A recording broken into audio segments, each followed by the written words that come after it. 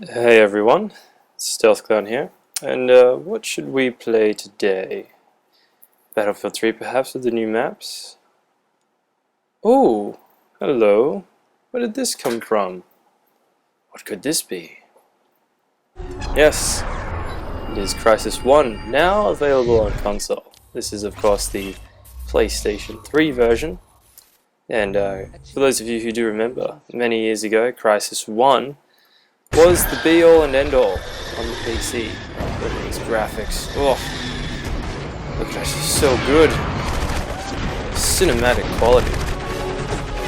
It's just amazing what they've been able to do. But yes, this game was what people would use to test to see if their PCs had what it took to be considered a real powerhouse. And now, if you're a PC enthusiast, you're probably a little bit disappointed to see this game on console, all watered down and not even including any multiplayer. But the reason I bought this is because it was half price on the PlayStation Store for a few days. $15 Australian. Pretty good deal. Yes, there it is, the title screen, Crysis. All 10 missions are there from the original game. You can blast through this game in a few hours, depending what difficulty setting you have it on. There are, of course, the 4 difficulty settings. When I played through this, I did it on normal. And I must say, I was very impressed. The graphics were very good for a game that originally is from 2006, I believe. Don't quote me on that. And, the year 2006 does ring a bell for some reason. Obviously not as good as the PC version in terms of graphics. I myself prefer the familiar feel of the analog stick. I'm not really much of a mouse and keyboard fan. Some of the gameplay mechanics in this are very interesting though. I like this here. You can customize your weapon on the fly with a few pressings of some buttons. You can customize a few things. But I'm a big fan of the speed and the stealth in this game, because the first sort of 3/4 of the game you spend most of your time fighting Korean soldiers on this island, and at first you don't really know what's going on. You're quite unaware. All you know is that you have to rescue some people from the Koreans, take them out, have a good time with them basically. You saw me use the stealth mode before. It's very effective. Basically, when things get too hot to handle, just throw on your stealth. The only problem is if you get shot, all your energy goes, and as you can see right there, you can get taken out pretty easily. The final few chapters of the game will involve you fighting against this mysterious extraterrestrial force who come bursting out of the cave in this little sequence here. There you go, see them flying away, and they just freeze everything. You do find out that these creatures are organic, mechanical, and feed off energy. As you can see in this little cutscene here, the lightning reactivates the dead alien, and everyone panics. Oh no! Ah! It's alive! But some of the other Crysis people quickly bring it down again. The gameplay against the aliens is a little bit different. They use a lot of energy-based projectile weapons, and they can fly around and dart at you really quickly. Stealth's much more appropriate for taking out the NVA, but when fighting these aliens, who seem to always know where you are, it doesn't matter if you're stealth or not, so you can see me failing with my shooting there. It's probably better to use strength, maximum armor, as you can see there.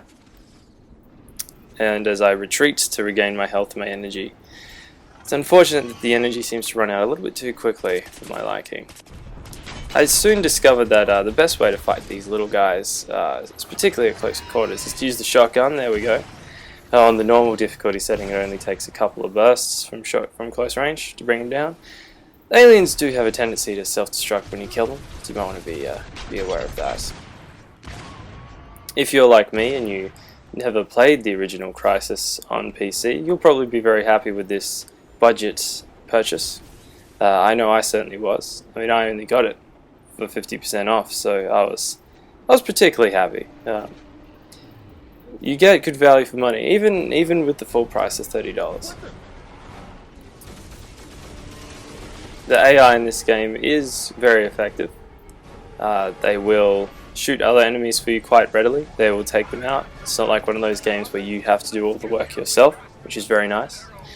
However, I do find that the AI does suffer a little bit from the modern FPS syndrome of just standing out in the open and just absorbing bullets, not really doing too much in terms of trying to avoid fire. You know, they'll sit there quite happily. And this weapon here was my favourite weapon in the whole game. It's a weapon that one of the other characters in the game modify from the aliens so that humans could use it. It has unlimited ammo, recharges over time, so it doesn't overheat and explode. And it's very effective at taking down enemies. It's basically an alien version of the minigun, which is my second favourite weapon in this game. As you can see here, the aliens are quite tenacious and cunning. And they're not afraid to open up on you with a lot of fire. It's very easy to get overwhelmed in this game by enemy fire. And sometimes you just got to take a step back and retreat a little bit. Also, run away a little bit and let your AI allies take out a few baddies for you. As you can see here, this little sequence managed to escape the frozen insides of that giant dome that the aliens somehow were able to make, and there we can see one of the aliens about to explode. Very fun, this game. There's vehicle sequences as well, which you're about to see. Some where you are driving. There's a few where you can drive aerial vehicles as well. You can commandeer most vehicles in the game: tanks, jeeps, combat vehicles. And this sequence here, Prophet, one of the other characters, is driving. And all I have to do is man the machine gun. When you're in a vehicle, you can switch from first to third person, which is very nice. It lets you have a look at some of the environments, which are very, very beautiful in this game. The CryEngine doing some excellent work there. The only problem with the larger environments is that when too much stuff's happening at once, the game will have a few frame rate issues. This is on the PS3 version. I do not know what it's like on the 360, but it's probably similar. There was also a few pauses when the game needs to load a new section of the level. Particularly whenever you reach a checkpoint, the game likes to pause for a second. These pauses are not too intrusive. They don't really distract from the flow of the game that much. I mean, you'd have to be really pedantic and anal to really be bothered by slight pauses like that. Like IGN were when they reviewed Killzone 3, even though it wasn't even finished. And they took points off because the fading to black and the pausing every time there was a checkpoint or whenever part of the game needed to load itself. So, good work, IGN. Of course, you could always go and look and see what they think of this game, but I wouldn't take their word for it, because no one likes them. Remember, you can't spell ignorant without IGN. I am assuming that this game graphically is not as good as the PC version, but even so, I found myself looking at this game and thinking, yeah, these graphics do look a little bit 2006 for my liking. I mean, who knows? Maybe they're like incredibly better on the PC, but here on console, they're very good. Don't get me wrong, but there are other first-person shooters out there today that I'd reckon could rival these graphics. Oh, what's that? You want me to name some? Oh, okay. Well, you know what? Fuck you! I don't have to tell you anything. Oh, spoiler alert! Major Strickland here, sacrificing himself so you can escape. Very nice. I don't know why this alien there just didn't shoot down the escaping aircraft. I mean, it would have been a very easy shot. The final stages of the game take place on a aircraft carrier, which is off the coast of the island. There's some sort of political bullshit happening in this game where the scientists don't want you to nuke the island because they reckon the aliens can absorb energy and a nuclear blast would make them stronger. And the guy, obviously, who runs the ship is just like, fuck you, bitch, I can nuke whatever the hell I want. Because I'm the goddamn admiral. As you can see, the scanning readout. Apparently the mountain on the island is a giant alien computer organic energy absorbing machine. And there we can see Prophet getting his updates into his suit. I remember playing this game and thinking, God, I really wish they would make a suit like this in the future. Who knows, maybe my degree at university I'll be able to help work on something like this, because I am doing nanotechnology. Who knows, maybe one day we will build a nanosuit. It'd be pretty cool. And of course, spoilers alert, the nuke goes off. And it only makes the aliens stronger, which you can see here.